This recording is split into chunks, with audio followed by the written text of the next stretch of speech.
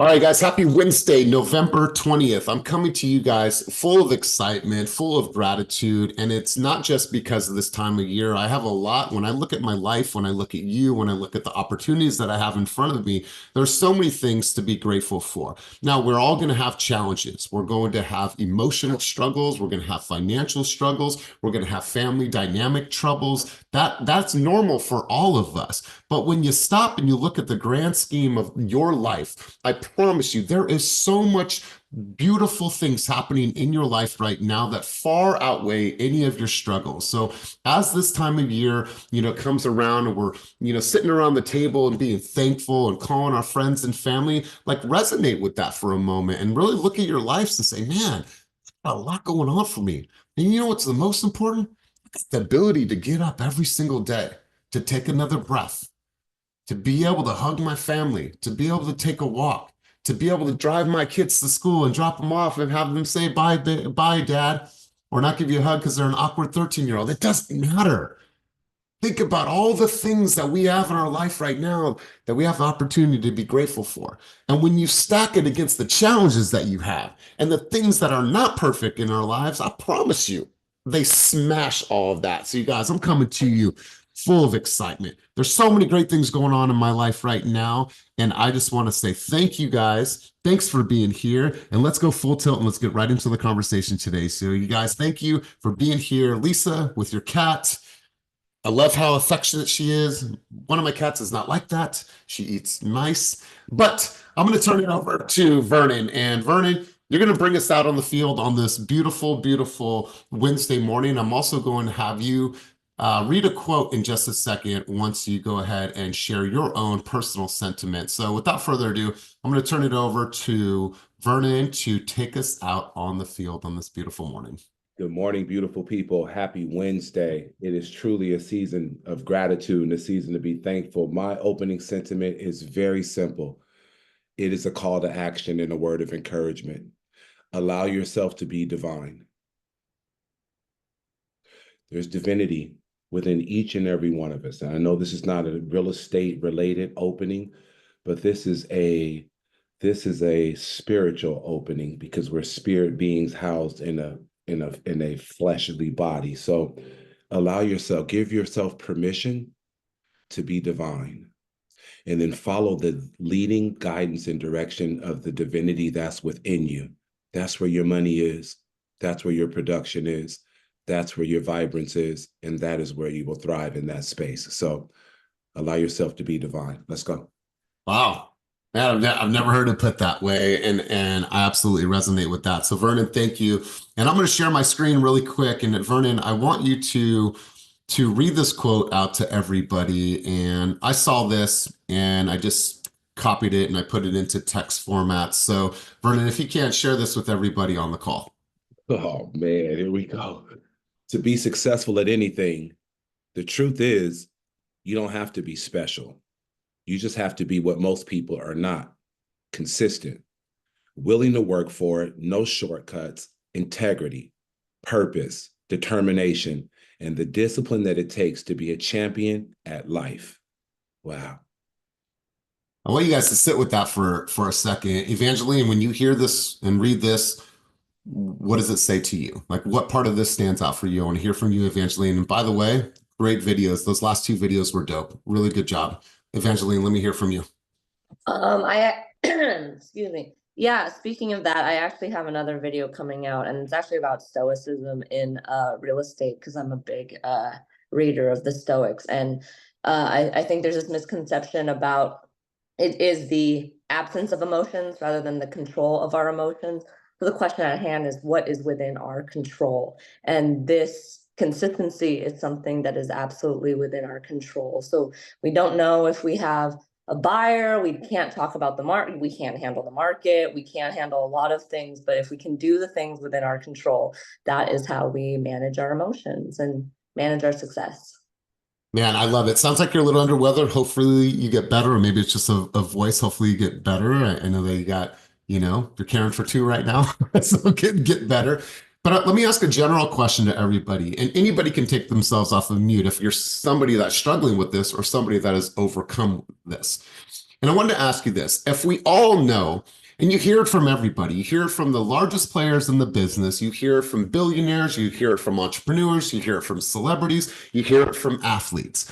If we know that consistency is the number one thing that separates us in life and business, why is it the hardest thing for most people to grasp and to get under in control of? Why is that the hardest thing? If we know and we can speak it and we can see it and we understand that at the highest level, why is that sometimes the biggest struggle for people in this business? I'd love to hear your feedback on this. I'd love to hear your dialogue on this. And then we're going to get right back into the conversation of the market. But Christina, I'd love to hear from you. Then we'll go to Patrick, then we'll go to Nicole Penland. Let's hear from you. Contributions on that conversation. Yeah, I think sometimes when you don't see that reward immediately, or maybe you get that lead, right?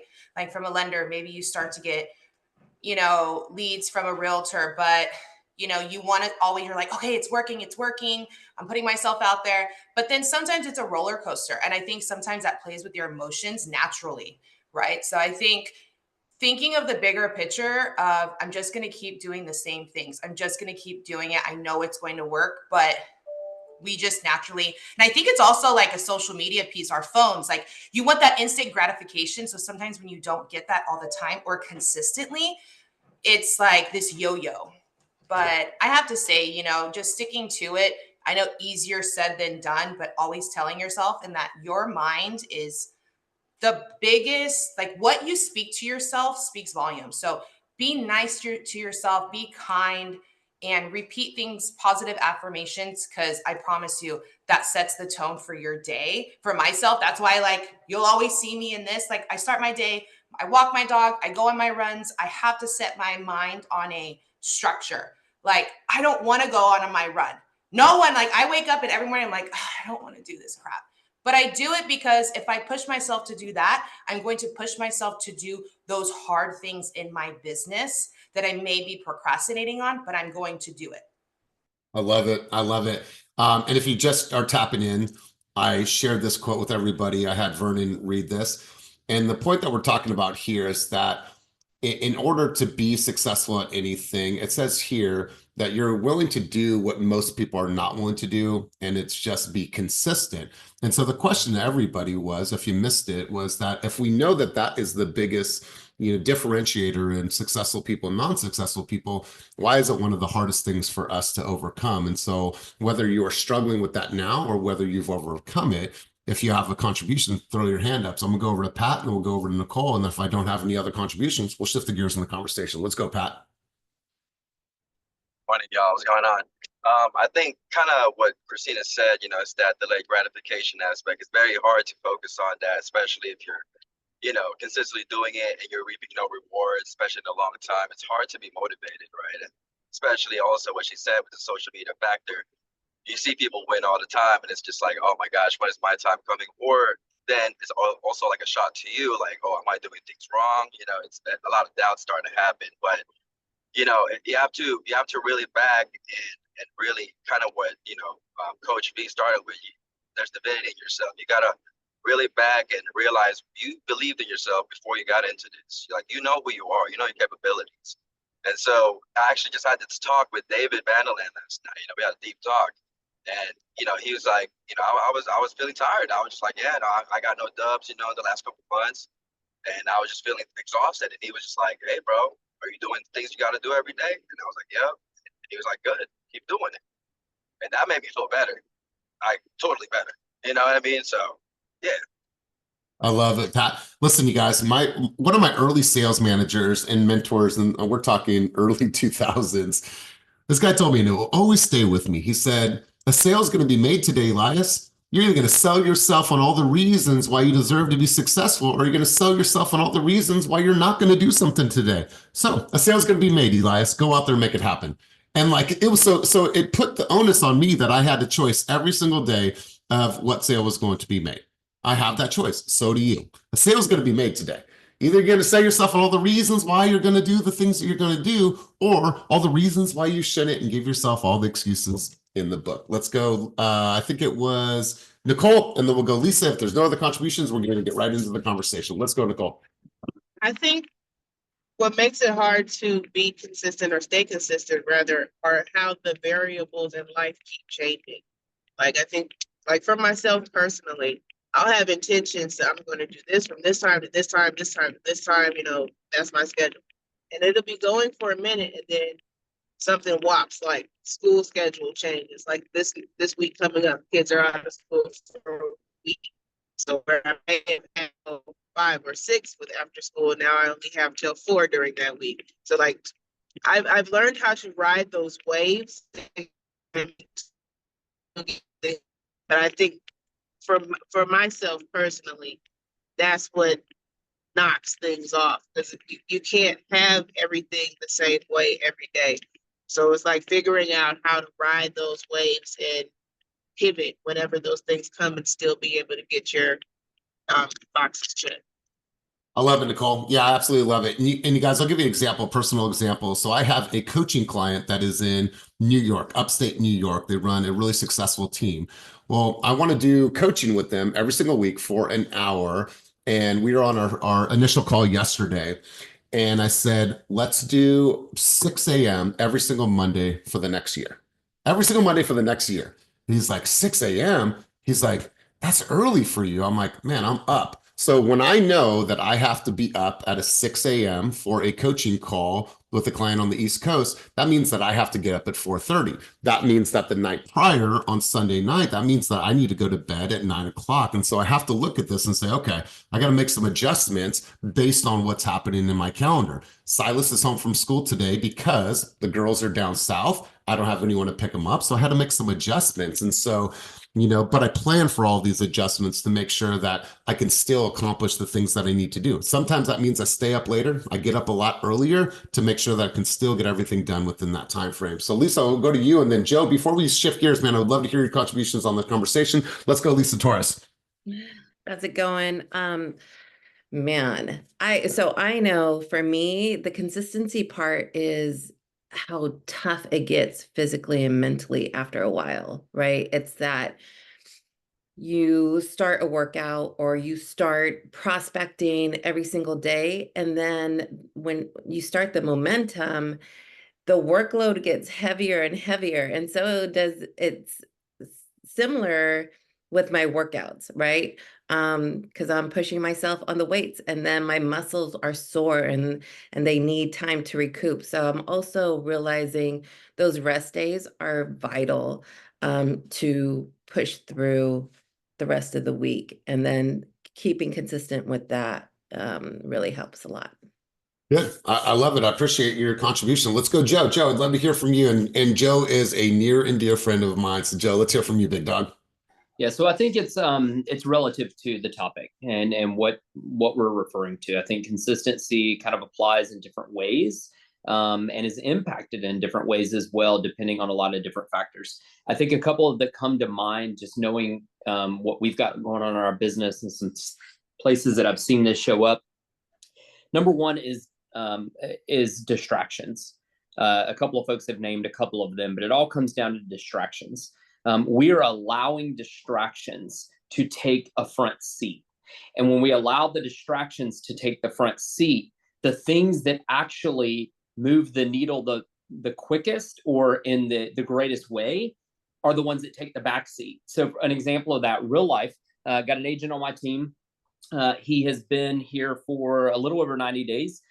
He has closed out 2 deals within that 90 days that he's been here. And I really got on him because he wasn't committing to some discipline around expired, SPSBO, some cold call stuff.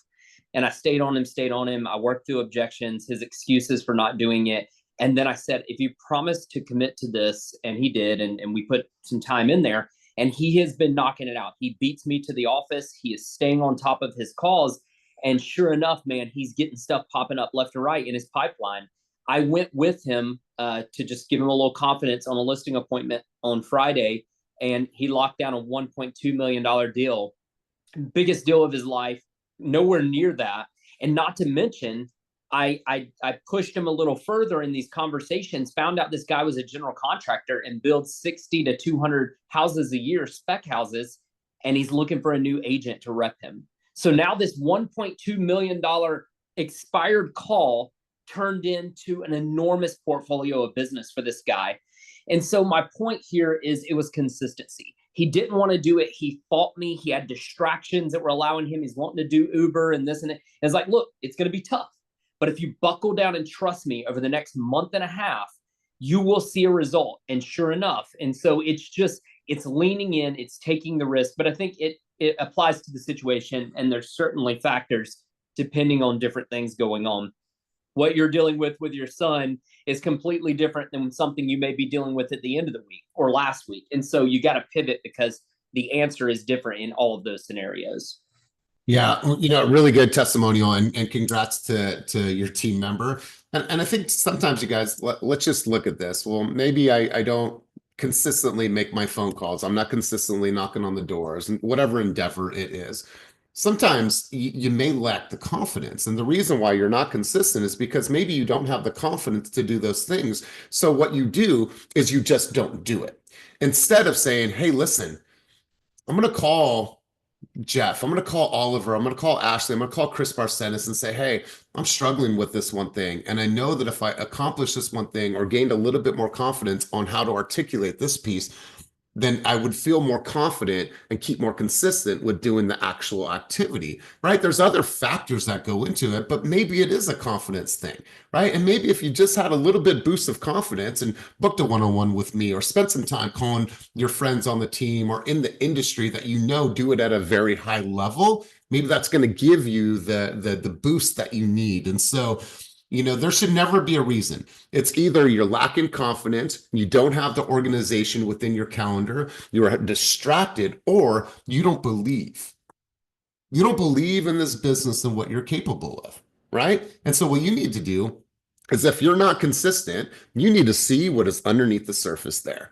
And if you need help determining what that underneath the surface is, I can help you. I know people on this call can help you. But if you sit back and you don't do anything about it, you're going to remain in this inconsistent cycle. And then if you remain in that inconsistent cycle, you will not be in this profession. I promise you, you will not be in this profession if you stay in the cycle of inconsistency. The moment you break that and you have the discipline to stay consistent in all endeavors that are going to support your life and business, everything changes. Everything changes. So you guys, really good contributions. Thank you for this so far. I wanted to share something with you, and I thought it was really, really powerful. If you guys are on our Slack channel, you guys probably seen this article, and if you did not, I thought it was a really, really good article, and I'm going to pull this up in just a second. And the article was titled 10 Affordable Cities Poised to Become $1 Million Markets in a Decade. And I want to take some local markets for contrast here, and I want to kind of ask you guys some questions relative to what's going on in the market. How many people are familiar with the Stockton area if you're in California? Please raise your hand if you're familiar with the Stockton area. And give me an emoji or, okay, cool. To think that from 2014 to 2019, so a 5-year span, there was a growth of 58%. And think about the impact. And when we think about Stockton, we think like it's rough in Stockton. There's parts of Stockton that are a little bit more gritty. But obviously, there's been an influx of people that have moved to Stockton over the course of the last 5 years because they were priced out of living in the Bay Area. And it happens in all kinds of surrounding areas, hence why we live here in River Islands. That's why River Islands was built. That's why Mountain House was built, and so on and so forth. Well, if you think about 2023, it said that the median sales price was $579. Now, the projections based on this report over the course of the next 10 years, and let's call it 9 years because we're in, let's call it 8 years because we're 2025. The average price will be 1.4 in Stockton. And you have to think about this contextually and as you're having conversations with consumers. And then look at this from a Sacramento standpoint. The 5-year growth was 40.7, and what the projections are from now until 2033 is 1.1. And what's great about this article is that you'll see the different cities in here. Maybe your area is on here, or maybe it's close to you. But what I love about this is that it allows you to say, okay, I know that these are the top cities that are poised to be multi-million-dollar markets over the course of the next 10 years, course of the next 5 years. Well, why don't you do some research, and why don't you dive into your MLSs, and why don't you look at the local reporting and see, okay, based on the trend that we have been on over the course of the last few years, where do we project things to go over the course of the next 10 years? When you think about raising a family and purchasing a home, 10 years in a home is really not that much time, right? I feel that 5 to 10 years, yeah, now the family has built some tremendous equity. They've given themselves options. They have the ability to have leverage in their family. To think that somebody is going to stay in their home for 10 years, that's a reality for a lot of people that are raising families. Now, we understand that people are going to move in a shorter time frame. We get that. But if you're in the Bay Area and you're thinking about selling within the next 3 years, it's probably not a good move for you. It's not a good purchase for you. However, if you're thinking about buying and holding, then obviously these are the people that are going to be experiencing growth. And so you see there's different cities on here. We have Portland on here, Colorado Springs, Stockton's on there, and then Sacramento's on there. But I wanted to ask you guys, what are you experiencing? And when a consumer asks these types of questions, how are you getting in front of this? And I'm going to share my screen really quick. And I brought up a couple things. What I wanted to do today is I wanted to do a hot seat. And this is something that we have done in the past. And, oh, all right, I hit that slide. But I wanted to have this conversation with you guys, and I want you to take yourself off of mute. And if you don't take yourself off of mute, I'll probably just call on a couple people, because I want to have some dialogue around this, because this impacts the conversation that you're having when we talk about market updates on Wednesday. This is in direct correlation with this conversation. And so what I want to do is I want to put this in the position from a consumer standpoint. The economy is making me kind of nervous. I'm just not sure if it's a good time to buy or sell. You guys, these questions came directly from a KCM article that I saw. These are top objections that we're going to hear from consumers in any market across the United States. But how you handle this and how you have these effective communications with the buyer is going to build confidence on their end, build confidence with the seller, and it's going to demonstrate your ability to overcome these tough conversations in a way that brings a reality and brings light to the situation. So what I want to do is I want to have a roundtable today. I want to go to you guys and I want to have a hot seat, meaning that if a consumer asks you this question about the economy, about the market, how are you going to handle that conversation when a consumer asks this or has this type of concern?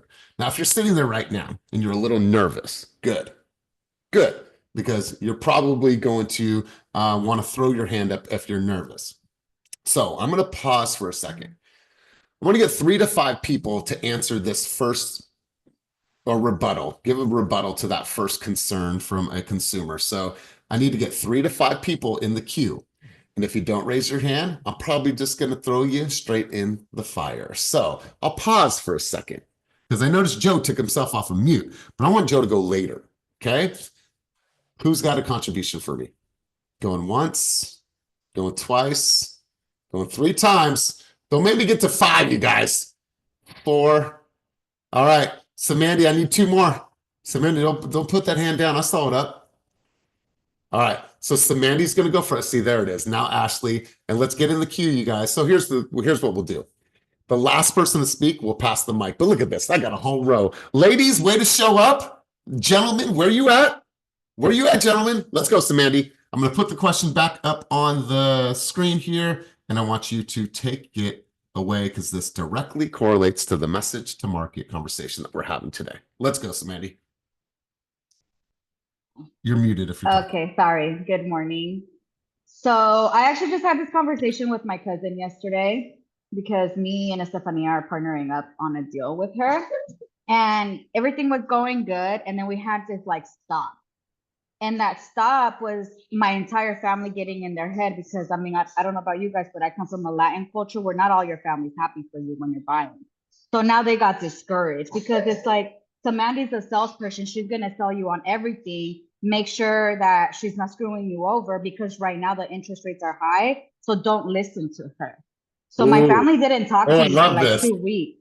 Okay. So yesterday I'm like, something's going on, because my cousins haven't hit me up. This is weird. And they just ghosted us. So I had a conversation with my cousin and she told me like, look, our other cousin told her, discouraged her. They went to a family party and they left it at that. They listened to them, didn't even let me know about it. So when I had this conversation with them, they're like, well, the interest rate is high. I'm like, your pre-approval is up to 550 right now. I can't guarantee that in January. And she's like, well, my mom is also telling me to wait until January when all these laws go into place and the interest rate is going to come down. Mind you, they need down payment assistance. They need closing cost credit.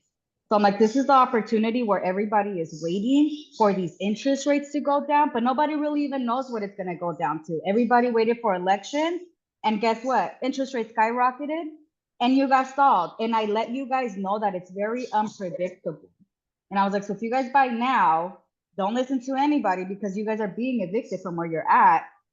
And January comes around or April, whenever that time comes that they can refinance and bring their interest rate lower, I was like, you're going to have equity. I was like, you're going to be rich. Okay. And your interest rate, you're going to be able to, refinance to bring it down. And people who are buying then are going to be like, well, what the heck? Why is your monthly payment lower than mine? And then your house is worth, now it's worth a lot. Well, because when the interest rate goes down, what happens? The houses go up and now we're like in a competitive market. And I'm like, this is your time. People are, the showings that we've had, they're like, hey, are they going to submit an offer? Sorry. 2 days later, they're like, hey, is your client still interested? I have one like that right now. And it's like, if you don't take advantage of this opportunity that the market is offering you and you wait, that train's going to leave you. So I had that conversation with her. We had about a 40-minute talk about it. So now it's like, okay, well, you have been sending me some houses. I do see they're in my price point now, like they're dropping. I'm like, yeah, nobody's really buying. People are buying, but the market is not the same as it was like a month ago, right now, at least in my area. So moral of the story is just have a conversation with them. I know it's like something that we talk about all the time, but like my cousins didn't know this. It's something so simple, but it's like, okay, now they have an open mind. Now they know they can refinance in the future. So it's like take the opportunity right now and take advantage of these $20,000 credits that people are trying to give you. Man, I absolutely love this. And you guys, and really great contributions to Mandy. Here's why. Next week, we have Thanksgiving. And if you're going to families' houses, now I don't care what your culture is, there's always going to be somebody at the dinner table, somebody that is socializing, somebody that's eating green bean casserole, an auntie, an uncle, a cousin that's going to say, oh yeah, interest rates are too high. No way for us. Yeah, not a good time. So can you prepare yourself now to have the conversations with your hardest audience? Your hardest audience are oftentimes your family. And if you could share with them in a very easy way to understand, auntie and uncle, let me just on a napkin be able to explain it that simply of the disadvantages of waiting if they can and they are in a position to buy. If you can master that conversation with your family over the holiday season, I promise you guys, you will win. They're going to be your hardest critics, just like this what happened now, right? They got into the cousin's ear. And I promise you, aunties and uncles are not experts in the real estate market, but they have influence. They don't even own a home. It's like, stop. Why are you listening to them? They're still renting. They have influence, right? Yeah, and I let them know from my perspective. Like yesterday, I'm like, I bought my house 5 years ago. And my entire family was like, well, how did she do it? You guys don't know a lot about me, but I was a badass when I was a kid. All they know is that my family's gang affiliated. I was expelled. I got into military school. I'm this professional and they can't believe it. So for somebody to, and I let her know, I bought my house 5 years ago, 345. My house is worth 650.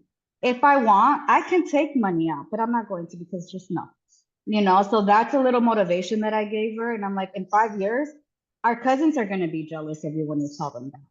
I was like, so just do it. Either way, they're going to talk. Everybody's going to have something negative to say. Do what your heart desires and just know that it's a good process to do now.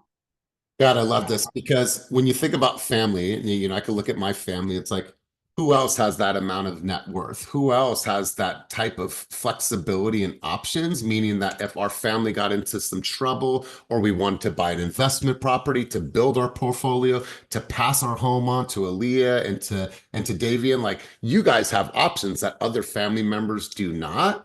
And so when shit hits the fan and people are in dire need and maybe they need a loan, they're probably going to be knocking on your door because you're the one that's in a secure position to be able to help. But really, really good stuff, Samantha. Let's go to Ashley, then Evangeline, then Blessing, then Otis. Really, really good job. And then I had a couple more questions for you guys. Let's go, Ashley. And I'm going to pull this back up if you just need this as a reference.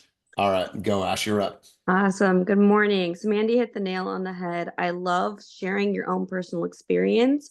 And it's not from a place of bragging. It's from a place of, I need to show you what this can do for you. Look, I purchased my house in 2012 and I made $130,000 on it when I sold it 5 years later. I bought another house at 620 and now it's worth 950. I want that for you. And personal stories, and then send them out. Go find 5 other homeowners and ask them. You don't have to take my word for it. Go ask them.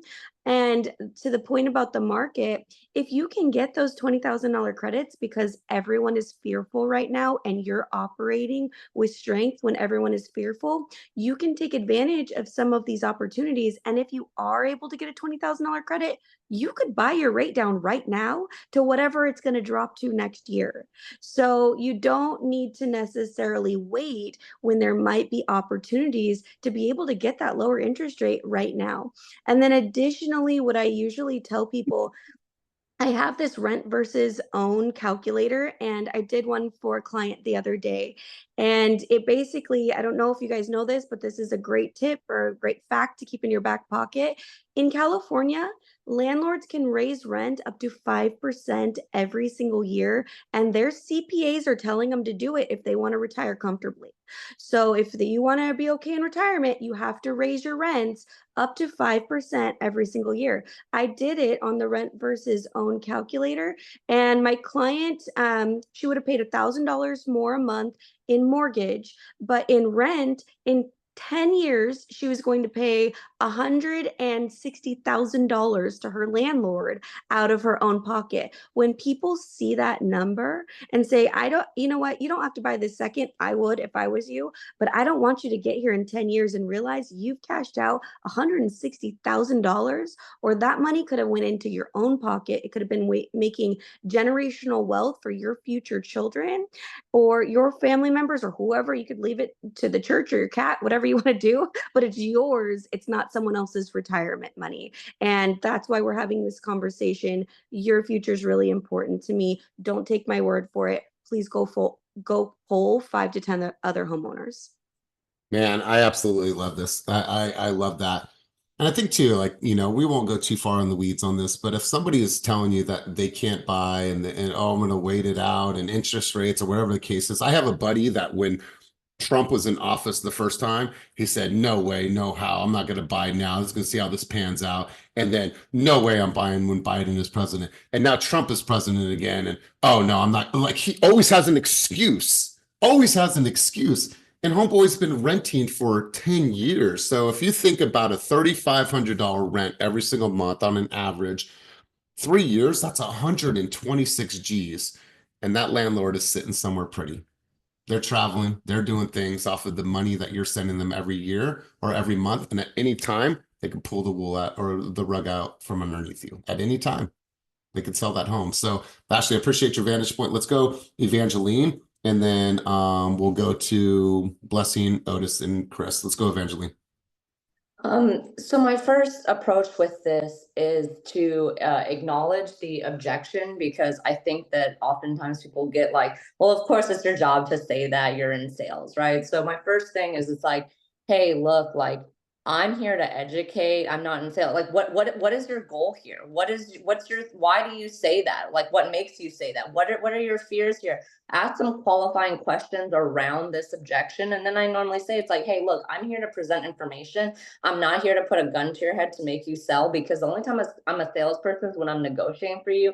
I'm more an educator and counselor, and do with it what you will. So depending on your goals, however, I would assume that your goal would be to, do you not want to have generational wealth? Do you want to grow equity? Do you want all of these things? We're in the Bay Area. It is a gold mine. You buy now, you got to hop on the train at some point, and it's going to go up, right? And I'll say too that the market is going to get what the market wants, right? When interest rates were good a few years ago, I saw homes going 50, 100K over asking. Okay, now we're seeing some inventory sitting on the market, which is an opportunity for you to get a good deal. And even so, in this year, in October, like what home prices in San Francisco were still like 7% up, even with these high interest rates, right? So if the concern is surrounding money, I can help you with down payment assistance, closing costs, things of that nature. But if the concern is will and not hopping on the train, I can't put a gun to your head to make you get on the train. I'm just going to give you the information and you tell me what you want to do with that. Yeah, Evangeline, really, really good stuff. And I think an important dialogue to have with consumers, especially the ones that have a narrative already formed in their head. And hey, Otis, I understand how you feel that way and how you've probably come to that based on what you've read and seen on the news. But may I offer you a different perspective? The moment you offer a different perspective, that is your opportunity to change that narrative with what you know. And if you know your market well enough, if you say, hey, I'm in Pinole, they're looking at purchasing in Pinole, and I know that over the course of the last 5 years, that houses have increased in prices 25% over the last amount of X amount of years. Well, if you know that data and you could actually put some numbers around that, it shows how much of an expert you really are. And so you have to be able to study the market, understand the nuances and the patterns of what's happening. So when somebody brings a bullshit up excuse like that, you say, you know what? I hear you. I understand where you're probably getting that information. Otis, may I offer you a different perspective? And then you share with them, you shine light on it because most consumers don't know half of what you know. So Evangeline, really, really good stuff. Let's go Blessing. Let's go Otis and then Chris B. And then we'll shift gears in the conversation. Let's go Blessing. Good morning. So I really do like this conversation, and just to extend from what Evangeline said is that you do have to acknowledge where they're coming from. And I like to take this point from two different perspectives. If they're saying that they're waiting for the rate to go down, I usually ask, well, what's the number that it needs to be so that you can actually pull the trigger to move forward? 9 times out of 10, they don't know what it is because they haven't met with a lender to even be able to know where they are. So what I do is, okay, one, if you don't have that specific number, have you met with a lender to go ahead and start your process? That's going to be the best place for you to understand your finances or your numbers. Because if you're waiting for something, you want to be crystal clear on what exactly you're waiting for. Because ultimately, when you make the decision to buy, it's not a timing thing and based on the market. It's when does your budget and your lifestyle align for you to be able to make this decision. So while everyone's like, I don't know if the market makes sense, I don't know if it's a good time. If you are thinking about buying a house, that is the time for you to take the steps to move forward, because your situation is completely different from everyone else around you. So you need to know your numbers. That's the first thing that I try to put in front of everyone. And then the other part is a little snarky, is that if they do know the number, I'm waiting for a 4.5 interest rate. Okay, well, that happened back in 2019. Where were you? Did you have your numbers together? Are you ready to jump on that? Do you know exactly what you need to do? And what's the reality of that coming back around? We all know that that was unicorn interest rates. So are you waiting another 20, 25 years, possibly for the economy to implode and to react for that to happen? Great. Then the house that you want right now is going to be significantly out of your range. So help me understand, what you're really looking to be. And it opens up more of a conversation of, okay, what it is I'm really afraid to meet with a lender. Great. I've got a great person I can connect you with that's going to help create a plan. And then you're going to know your numbers and you're going to be able to see what the market is doing in relationship to you, because we don't need generalities. We need to know what's going on with you. Yeah, really, really good points here, Blessing. Here's a point where I'm going to put you on mute for a second because there's some background noise. Something powerful that Blessing said is that in a very, very polite way, she's calling their bluff. So if they are saying that I want to wait for a certain number, wonderful. What is that number? And let's be realist here. In 2020 and 2021, let's go over to Ashley, when houses were interest rates were at a 3%, what was happening with home sales? Were home sales the total price going down, or were they inflated super, super high? No, they're skyrocketing. I had a condo in San Ramon go $300,000 over asking. Exactly. And so these are things that people don't think about. It's like, oh yeah, I want to wait for interest rates to go down to 5%. So if interest rates went down to 5%, but value skyrocketed and people were paying $50,000 to $100,000 over a house. Did that waiting for the interest rate serve you, or did that diminish the goal that you were trying to achieve? Right. And so it's like, this is why we have to give them context. They only know what they know. And so us being able to provide a different perspective and share with them the reality of what is actually happening in the real estate market, that's what our responsibility is. So really, really good contribution, Blessing. Let's go Otis, and then we'll go Chris, and then hopefully I'll get one or two more questions in. Let's go Otis. Hot damn, this is the shit that I used to miss right here. This hot seat stuff. This is good. Evangeline, that was like amazing. And then Elias, your dialogue right after that was kind of fire. I really appreciate that, because it was like a lot of my speaking points. But she's right. You have to get that objection right off the bat. You know, the economy is going to be the economy always. It's always going to be okay, right? It's always going to be sustainable, because if it's not sustainable, then we're not all going to be sustainable, right? Even at the worstest times, you can reflect back and you can say, hey, even when we went through the world's worst disaster with COVID, we were okay, right? We got everything back on track. We got stimulus checks. There's going to be ways for the market to always bound, but also hitting them with facts that they just can't, deny. Like what's currently happening right now, you're saying that you're not comfortable with the economy. Well, currently right now, we are on the precipice maybe of World War III, right? So right now people are jumping back to the bonds. And what happens when they jump on the bonds? Interest rates goes down, right? So we're seeing some interest rates drop already. So if your worry is interest rates, don't worry. Interest rates is just like the, stock markets. They're going to be up some days, they're going to be down. Now to see a steady decline, that could be something that, we can worry about a little bit later. Why you should get into it right now is because it's just like Black Friday. It's just like an early Christmas. A seller is going to be willing to give you more stuff right now, because right now homes are going to stay DOMs for a long period of time. It's the holidays. Just think about it. If you're someone who on average $2,000 for the holidays, for Thanksgiving and Christmas, that's already $4,000 to $5,000 that you could be using towards closing costs or your down payment that you're spending. Or if you do have that extra money and you're ready to go, and right now it's only the economy, I would tell you right now to take these credits that you won't get, because as you continue to wait, other people will wait. Those other people are waiting. Some of them are saving money, so they're going to be able to outbeat you.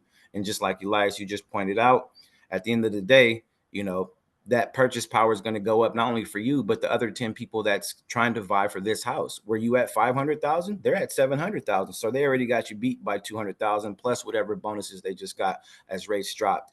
So just having some real good information, like you said, the numbers, specifically staying with the weather report. I always look at those. I looked at them yesterday. So you want to have a monthly basis, if you're not doing that, to have information to give to your clients. And that's the reason why we hound you, because we want to hound you, because we want to know that you're properly informed to make these decisions on when it's the right time. It's never really the right time. When is it the wrong time?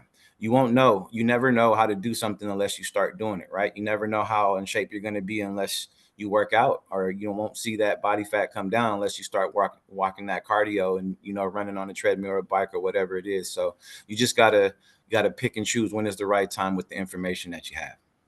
Man, well said. Well said. Very poetic. I love the way you share. Let's go, Chris B. Chris B, same contribution for you, my man, or same dialogue for you. Let's go. Let's hear from you. So first and foremost, you got to validate their emotions. Let them know that, it's totally understandable. A lot of people feel this way during times of uncertainty and economic turmoil. But basically, during these type of times, tangible assets rise. Real estate is tangible. So you let them know that, and then validate their emotions, because if they don't see your heart, they're not going to be sold on you, period. You can spit facts and say whatever, but if they don't see your heart and you don't validate what they're saying, they're not going to be sold on you. Then you counteract it by just explaining to them that a lot of people feel this way, which is great. When others are fearful, you got to be greedy. This is capitalism, and just the U.S. economy is a game you got to play. And I'm here to coach you to give you the best chance of winning. So basically, and you put points in, spit facts, but when you validate your emotions and show them the stats and how long-term real estate can't lose, and the numbers here in Sacramento and right now, and then you give them examples. I just got a deal in escrow for a first-time home buyer, and we got $20,000 back in a nice condo in like a prime area right next to Land Park in downtown. This won't happen next year, I guarantee it. All the houses I'm showing, agents are calling me like, you got to offer for me, Chris. This is not going to happen It's not going to happen when rates drop and the spring comes. So right now, when people are sleeping, when people are fearful, you got to be greedy.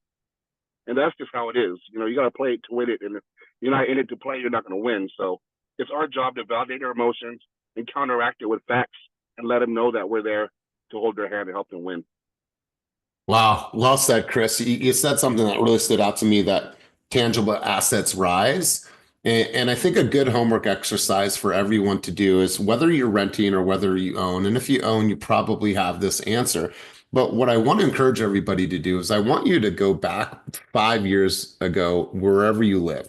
And I want you to see what the values of the homes were, where you live, right? Where you live. Also, if you're an experienced agent, I want you to go back 5 years ago and pick 5 clients that bought a house from you, right? Took 5 clients that bought a house from you. And I want you to run a quick CMA on those properties. And I want you to go through the Joneses, the Andersons, the Astutos, the Crispes, the Trans, and be like, wow, look at how much equity they have gained over the course of the last 5 years. And you know what, Tom? When you're sitting there talking with a complete stranger that you're just getting to know and building that relationship, you remind me a lot of my client Aaron that I met 5 years ago in Berkeley. And they had similar concerns and they were trying to time the market, but they decided to just get into the market. And I just pulled a CMA for them yesterday. And since then, they have they have gained X amount of positive equity in their home in just the last 5 years. And I have many stories like that. So I would encourage you guys to do the homework in your own neighborhood. And if you have past clients, go back 5 years. And I promise you, those numbers are going to give you some really good talking points when you're around the dinner table next week. So really good stuff, Chris. Appreciate your contributions. Let's go, Aaron. Chris, and then Joe, I'll get to you right after Aaron. You're muted, big dog. Aaron, you're muted. Okay. I try to keep it simple to the point that you're buying a house for shelter and stability, right? Like that has nothing to do with the economy. It's providing a roof over your family's head. And renters, they can lose a house just at the whim of the owner of that house. And so the economy really has nothing to do with you providing shelter for your family. If you're ready to buy and provide that stability for your family, the shelter for your family, the interest rates, all that stuff, you can always refinance that. You can always bring that down. And historically speaking, I've been in this industry through the dot-com crash, the 2008 crash. It's always like been scary. People jump ship in 2008. And then in hindsight, they're like, I could have just kept that house because I thought it wasn't going to go back up. It went up tenfold within 10 years. It was already up.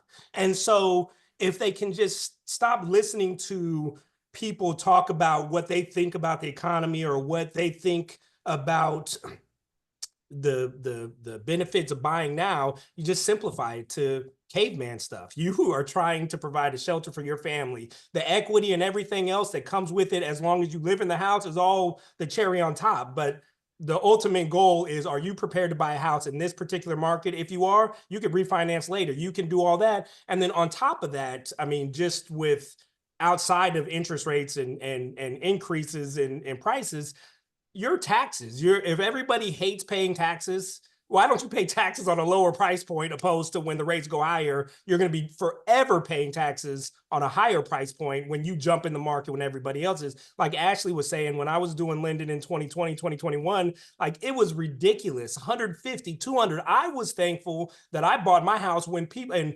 2011, when people were still afraid of the market, oh, it's never coming back. I just was like, I just need a house. I'm tired of renting, and I just bought a house. And ever since then, I've been extremely thankful and blessed that I just did it, regardless of what people were saying about the economy. Back then, they were acting like we were in the Great Depression and we were going to be like, in soup kitchens and stuff like that. And so the news is there to make us afraid. And if we listen to it, all it does is serve whoever, they're making us afraid of. I don't know. Wow, Aaron, just taking it down to the basic, you're going to pay for shelter for your home, for your family, right? Like that's a necessity. And everything else, the equity, the growth, the financial opportunities, and the leverage, that's all a byproduct of you just providing shelter for your family. Like so simple, right? We've gone on complete opposite spectrums, but I love the simplicity of the message. Let's go, Joe. I'm gonna have you wrap us up on this conversation. Joe, any thoughts, contributions on the dialogue? Yeah, all excellent stuff. So I don't want to regurgitate, kind of avoiding the whole rate thing, because I mean, we all know what that response is. I'll give two examples. One, Elias, like you were talking about, go back several years. I'll use my personal house as an example. The first house I ever bought was a new construction, 5-bedroom, 4.5 bath, 3,400 square foot, $231,000 is what I bought it for. That house today, I could sell for over $775,000. Now, that was 2011. Certainly there's a span there, but there's still an amazing turnaround, right? An amazing story there. The second thing to keep in mind is those folks that we helped find a house, we actually got them in the house here in the Charlotte area during the 2020 to 22 craziness. Some of those folks are having to sell right now. And when we're going back to those that are our past clients or even other houses that we didn't help, and we look at the pricing history, guess what? Those that were at a 3% interest rates now are going to lose money on the sale of their house because they're selling too quickly. Well, you say, why? Even though prices have not fallen here in the Charlotte area? Because to get the house locked down, they spent $100,000 more in 2021 to buy the house. And so there's several things in places we could take these real life stories right here. But reality is, in the past 7 recessions that we've had in the United States, there's been 2 examples, 2008 and 1992, when home values actually went down into the negative. And so that's very powerful for you to use to bring this all together to say, look, home prices are not coming down. If anything, you are going to get outpaced. Somebody kind of hit on that earlier, but you're going to get outpaced sitting here waiting on a lower interest rate. So here's real life examples all the way up until last year. We have people that decided to rent a little longer. Now they're back to look again, and it's 12 months later. And guess what? The same homes in the neighborhoods that they want to be in are $75,000 to $125,000 more.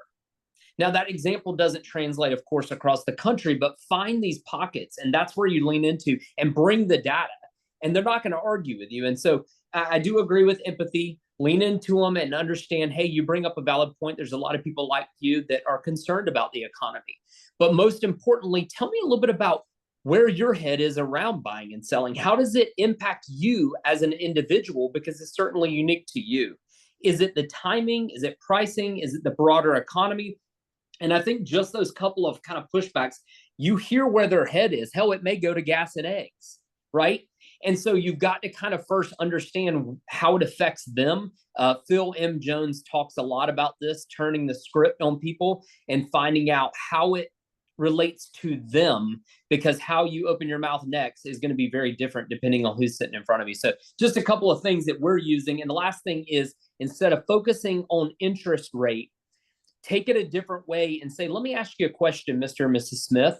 What's your overall household obligations on a monthly basis? And they tell you, okay, $3,000. Okay, great, $3,000. And this mortgage is going to cost you, X amount of dollars. Yes, that's a bigger mortgage than you would have spent 2 years ago. However, are there some things that you could do in your personal situation, knowing that you've owned this home for 10 years and you've got some good equity? Could we cut down on that $1,500 a month car payment? Could we pay one of those off? Like, get creative, because what you're doing is you're then focusing on overall household obligation, not just a mortgage payment. Because then you quickly realize if you can reduce that overall household obligation, you show them a positive. Okay. So anyways, just some thoughts. Yeah. Joe, way to close this out with fire, you guys. Listen, I had 5 questions prepared. We only got through 1. But that's because of you guys, right? That's because of you guys. And listen, I want to say, great job, because when I first asked the question, your hands were slow to rise. But when one person does, then the next person, and look at what came out of this, you guys. And so really, really strong session, you guys. I want to say thank you for all of your contributions. Now, I put the article in the chat below. Take that article. I think that would serve as a really good video if you can put some context around it, but also be able to do the homework. Go in your own neighborhood, go 5 years back, be able to have that number, whether you're renting or buying, or renting or owning. And then also go back and choose 5 clients from 5 years ago and just do a quick CMA. And while you're at it, send it to them, right? Hey, Happy New Year, whatever the case is, but use that as talking points when you're speaking with your future leads and prospective buyers as well as sellers as well. So you guys, really, really good job. Thank you for being here. Thank you for being present. Thank you for being in this moment. Beyond grateful for you guys. I love you all. And as always, keep it moving towards your dreams, goals, and vision. Have an amazing day. Peace.